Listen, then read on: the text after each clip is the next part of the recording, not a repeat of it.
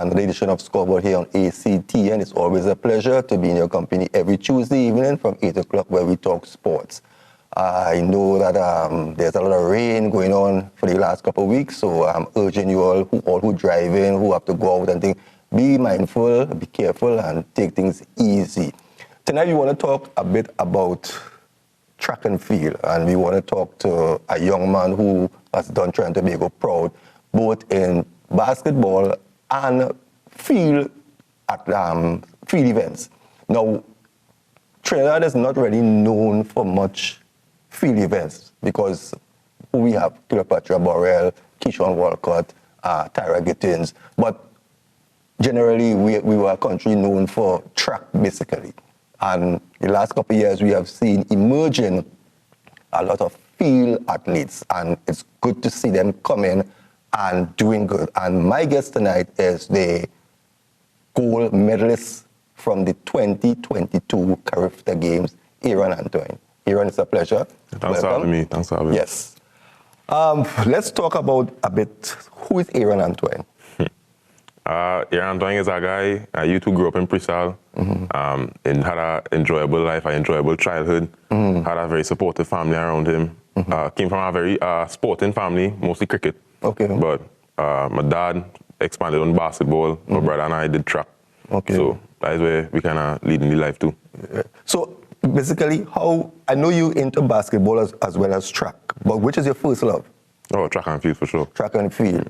Who push you, like, into the track and field? I had to say probably my teachers from primary school, because when I was younger, I used to do the more track side. I used to do a lot of running, 100 meters, 200 meters in the primary school games, NGC games, area games. Yeah. And as the teachers, I came up to my mom, I was like, your boys could really run. Even my brother, they was like, we could really run. So that's how we ended up starting track and field, but we ended up getting to the field side when we decided to join a club. We went and spoke to the fields coach from the club I would now Neon Wolves. And I started off doing long jump and then later on high jump.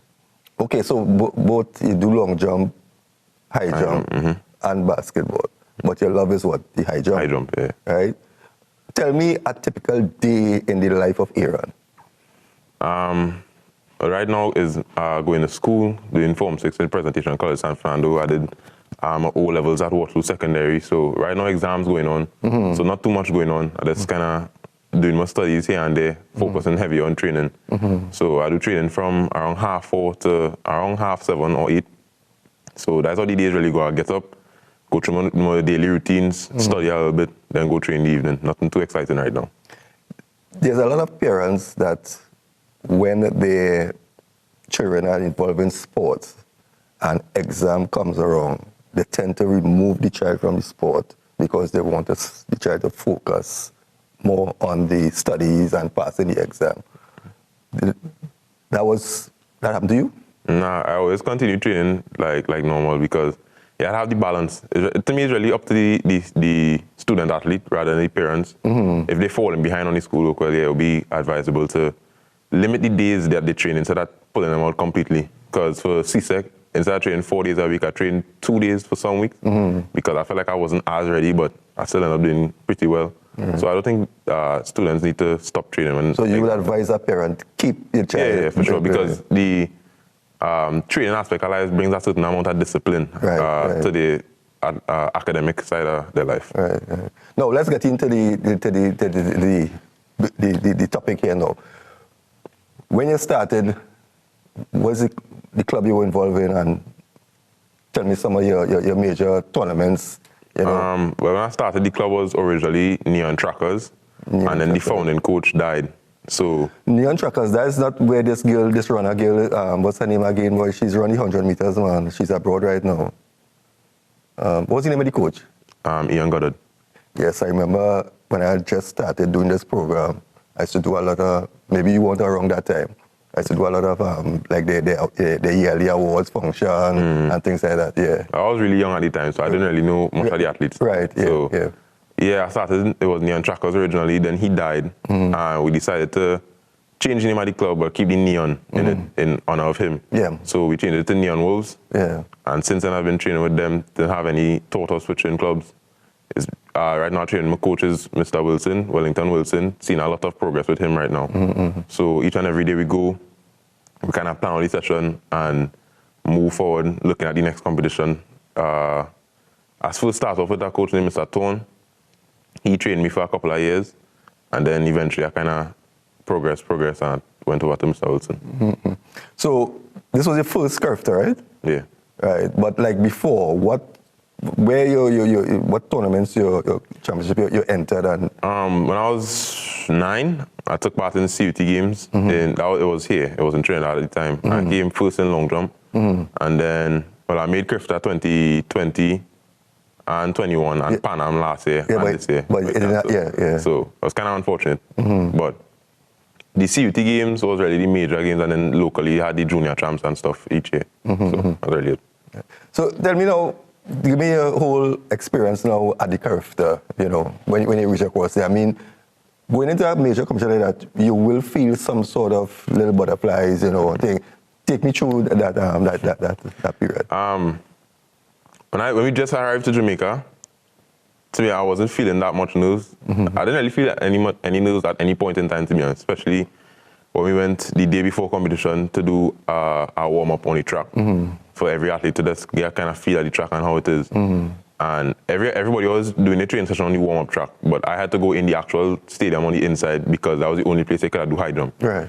So as soon as I walk in the stadium, I kind of embraced the environment, but it felt surreal. I really lived in the moment and I enjoyed it. So because I did that, I really and truly had no nerves. So from all year, you kind of prepare yourself for the. So at certain times in the competition, I couldn't even help but smile. That's how much I was enjoying the competition. The most fun I ever had in a competition. There's always say when you get into sports, it's to enjoy it first. Yeah, it was probably the most fun competition I ever had in my life, especially how I had such a grueling competition. First time I already had a jump off with somebody. Yeah, it was some amazing. So tell me now how you proceed, into the different rungs, how yeah, well, at first, I opened the competition at 195, and then I cleared that pretty easily. So I passed 2 meters, and then after we passed the 2 meter barrier, I could have kind of dictated how the pace of the competition went in terms of the other competitors.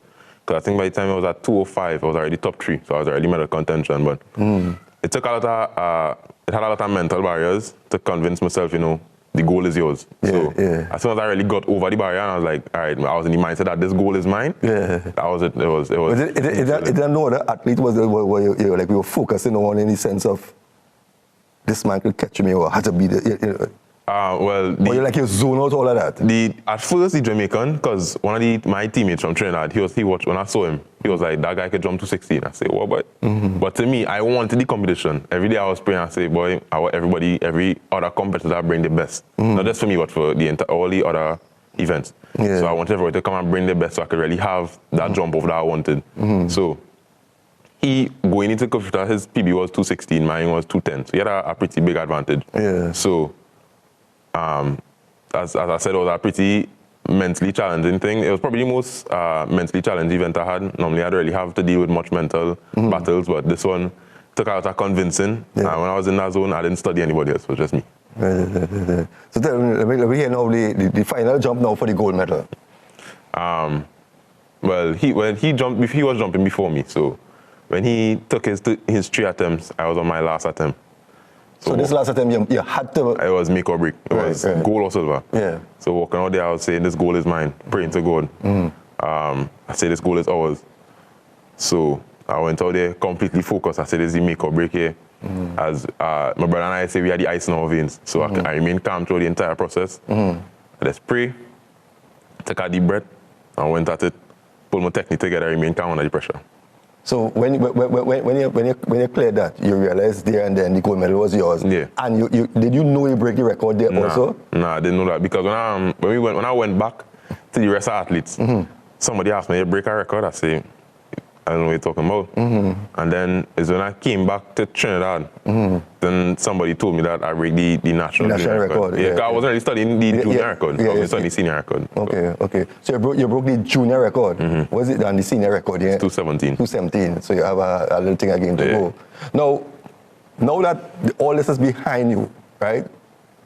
and you look forward, what experience have you taken out of the Carifta games that you're going to use? Because I'm sure you're looking for Pan Am Juniors and, you know, the rest of the tournaments that are coming up.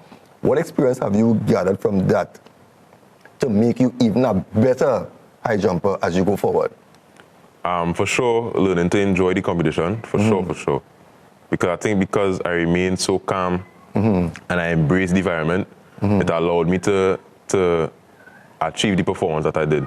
I didn't let the pressure get to me because nobody in the stands was really against me. I think that's the thing about track and field. Nobody in the stands, no matter from what country, they're not against you. That is one thing about the sport, you really have nothing to fear. The only thing you have to fear is yourself. You have to overcome yourself. So that is surely the major thing I'm going to take away from Carifta. So what you have lined up for the balance of the year? Senior champs next 2 weeks, junior champs in July, and Worlds in August. Right, so you have a packed schedule, right? How are you focusing on, what's your training regime like right now going into these tournaments? Because it's not that it's one tournament you're going into like the Carifta games. You're going into a number of events. So you have to take in mind staying fit, you know, mentally and everything, and focus, because you have tournament, at least 3 or 4 you call there, right? That you're going into, that you basically, you have to remain fit, right? So take me through now, how you focusing now, and what is your training regime like going into the rest of the tournament? For sure, the major thing is taking care of my body first, going by a physiotherapist regularly, making sure that my body is all right, because I have normally when I jump in, I get with a shin pain and a little bit of calf, but nothing too major. So that's the first thing. Talking with my coach, we did a lot of gym for the past month because I had a knee injury, so I can't really do too much running. So a lot of gym work right now is working on my technique for high jump, and that's about it. Right now it's really high jump focus, working on the technique, trying to get down the aspects that are pretty weak in. How do you look at life in your career? Do you look at a long term, or you look at whatever championships in front of you as you go along, game by game by game? Well, right now, I would say my mindset is focused on the next championship, for sure. That is senior championship. Yeah. So for sure, my mentality is I want to be the best. That's the full stop. That's the mindset. But the focus right now is the next competition. Have you set your mind on staying locally and continuing your career, or are you looking outside? It honestly depends on the offer. So some schools I spoke to, they allowed me to do both track and basketball at the same time. Yeah. Right. So I mean, it might be a little tough because the basketball season and track indoor season at the same time. So I wouldn't be able to do indoor, but I could do outdoor. Okay. So it's a lot of thinking. Some decisions have to be made. But when the time comes, I'll make decisions. Okay. Now, if you go back to track, to high jump, I was amazed at how, you know, you run to the bar, but then you tend to go backward. How difficult it is to be a high jumper, technical-wise? For sure, it's probably, in my opinion, that and pole vault the most technical events in the sport. Because I personally have a shorter and slower run-up, because to me, I have a much more difficult time jumping off a faster approach. So I have a more controlled, slower pace run-up, a bouncier stride. But for sure, in 2020, I had a lot of problems getting the technique together. A lot of problems. So it just kind of took a lot of dedication. You had to keep every training session, you had to put your mind to that. Today's the day I'll get it. You didn't get today, all right, next day I'll get it, and so on and so forth. So what would you say are your strengths and weaknesses right now? Because you're still young in the sport, right? So, but if you have to analyze and say, this is my strength, this is my weakness, what it will be? I would say my strength for sure is my mentality and my willingness to overcome. My weakness in terms of high jump is sometimes pulling my legs, because I have long legs, so sometimes I kind of struggle to pull them fast enough over the back. Would you say that playing basketball has helped you to jump? For sure. Because in 2021, the season was kind of short because of COVID, obviously. So in August, I think. We got word that had Pan Am in November, I think. So, but at the time, from July till September, I was mainly focusing on basketball. It was heavy basketball. I was with the national under 17 team. So I was in basketball Monday to Friday from like 8 to 3 in the evening. So it was long sessions, some cooling sessions. So I wasn't really doing that much track. And then I only started back doing track, I think it was like August. So the first competition, the first Pan Am trials, I went and I did 7:12. Never jumped 7 meters before. And 206. That was the first time I jumped 206. Never went over 2 meters before. And I was doing basketball for such a lengthy amount of time. And so such limited track. So the explosiveness I was experiencing, I would say basketball definitely helped that. Now, we could switch a bit here. I know you went to an NBA camp, right? So before we go there, tell me how you started with the basketball. The first exposure I really had, I think, was in 2019. Because a guy my dad played with when my father used to play basketball, he was having a camp with Spartans, the club I with now.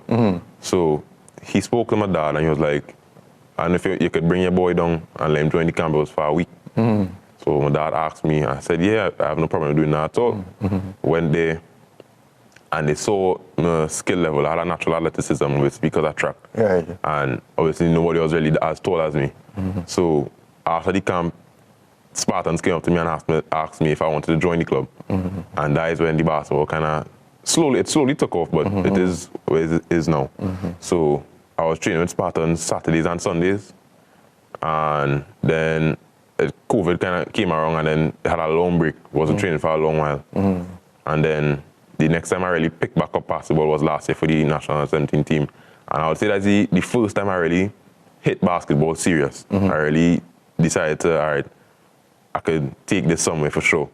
So the under 17 team is really where I saw the most increase in skill, and is where I kind of developed the amount of skill I have right now. Okay. And how you got the opportunity to for the NBA camp?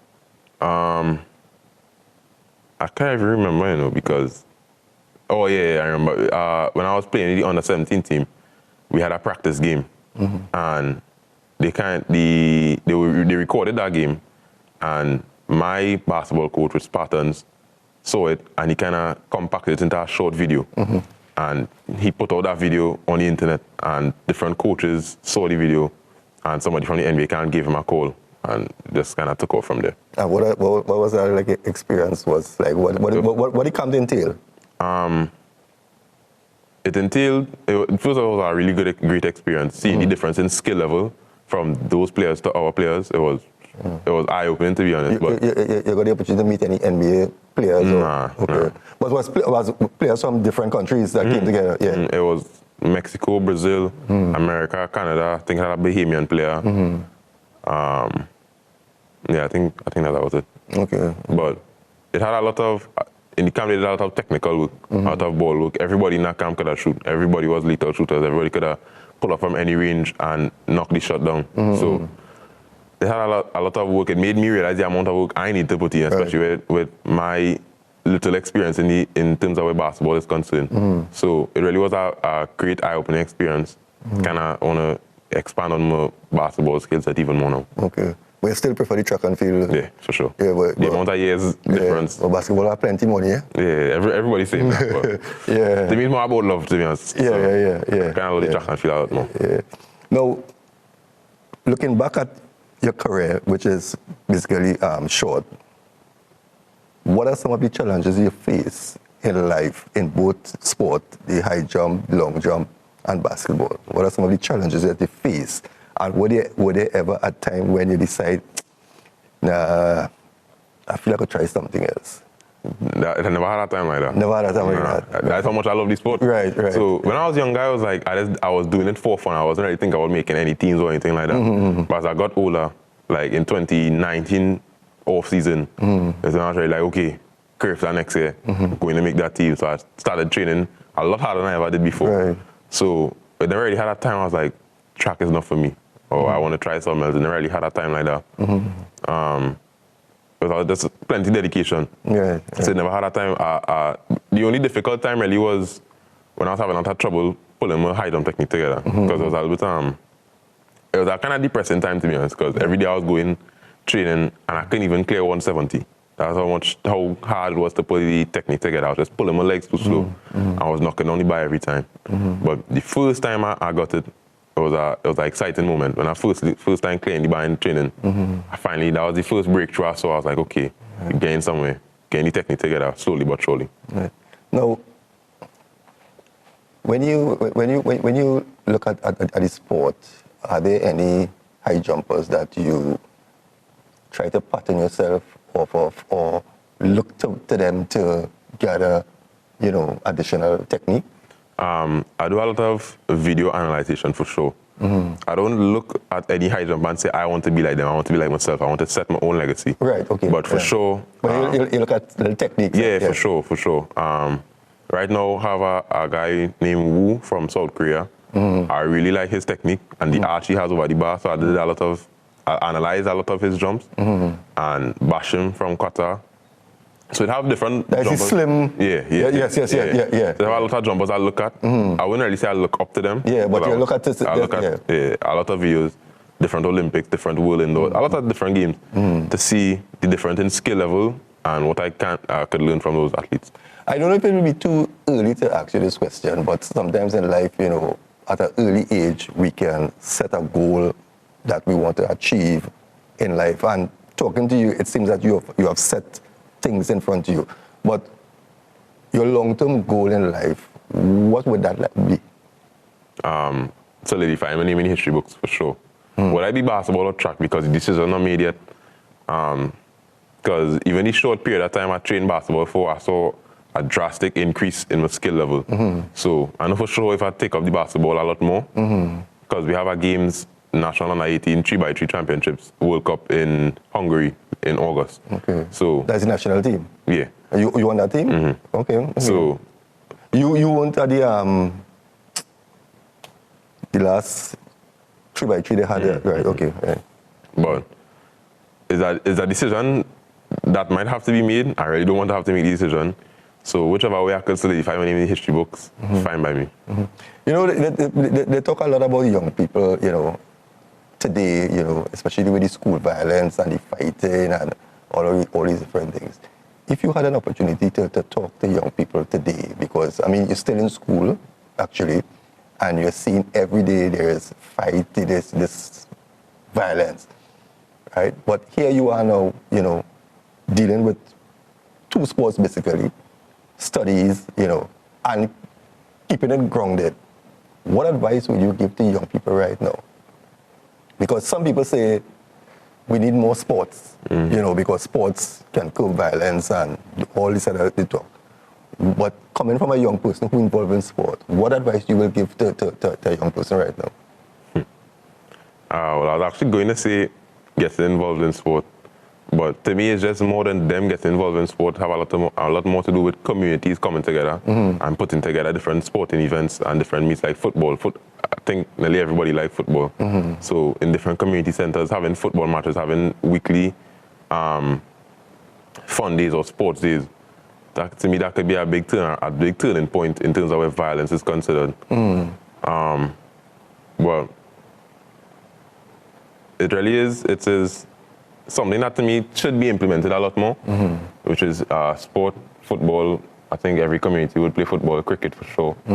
So you think a lot of more sporting events in community could? Because some parents really try, but it's difficult for some parents really to pull their kids back from something that they already led for such a long while. So sport is probably the best option. We have just about 5 minutes remaining, right? No track and field, no basketball. What would Aaron be doing outside of those two things? The only thing I could really think of, to be honest, because obviously I want to run my own business, and I'm pretty heavily into cars. I like to study cars. So probably open my own mechanic shop. But because I want to study further into business marketing, business management. So if I had to choose a career path, it would be along that line. For sure. No, but I was talking about a sport outside of. Oh, okay. I'm really not sure. I like boxing and combat sports. But and if it's the best thing that I want to get into, but I never really thought about other sport. Right, because you came into this sport because of I came into a sport that I love. As a youth, everybody like to run up and down. Yeah. So, I never really thought about another sport besides boxing. Boxing, boxing is probably the only sport. I even watch my coach. I say, "Wow, we're going to boxing ring, man." But apart from that, you like boxing? Yeah, that's about it. Only boxing. I didn't really study any of that sport. Now, looking back at what you have accomplished so far and all that you have done, right? Who are some of the people that you want to take this opportunity to say a special thank you to? Those who have stood by you, who have motivated you, assisted you. You understand? There's a long list, to be honest, because I think everybody, whether good or bad, had a role to play where I'm at today. Either they try to bring me down, try to go against me. It don't matter, because I think I use all of that as a stepping stone, as a motivation. So all the coaches that brought me here today, my parents for sure, my brother, it's a long list. I had a lot of people motivating me growing up. So the coaches for sure, 'cause I had a lot of different coaches throughout my lifetime, but they saw the talent and they worked with us. So probably coaches, my parents, family members, even my friends, for sure, all helped me get to where I am today. So the gold medal and the record is two of your major accomplishments so far in your career, right? That's a major accomplishment so far. Any closing words? I mean, I appreciate you all having me here for sure, but I don't want to toot my own horn. I don't want to say too much. I'm not a person I like to talk. I mean, I just want people to tune into the sport, bring back track and field in Trinidad and Tobago for sure. Come out to the next few games, senior champs, junior champs, if you could. Support the young athletes. A lot of young up-and-coming athletes that I've seen that even caught my eye. A lot of them have a lot of potential, a lot of talent. Don't wait till you win a medal, then to flop the airport. Don't wait until you see athletes start the medal, then jump on the bandwagon. Track is a sport that had a lot of ups and downs in the country. So I would really like to see the sport grow. Even basketball as well, but I would like to see those two sports grow again in the country. It was a pleasure. Thanks. All the best as you continue, and I know that from just talking to you, your focus, your mindset, and you're going to do well. Thank you, I appreciate it. Viewers, we have come to the end of another edition of Scoreboard here on ACTN. It's always a pleasure. You can join us tomorrow at 1 p.m. for a repeat, and also on Saturday. And join me next week. As I said, we are in the rainy season. Be careful, be mindful of the person who is next to you. And I hope to see you here next week, Tuesday, the same time. Have a blessed week ahead.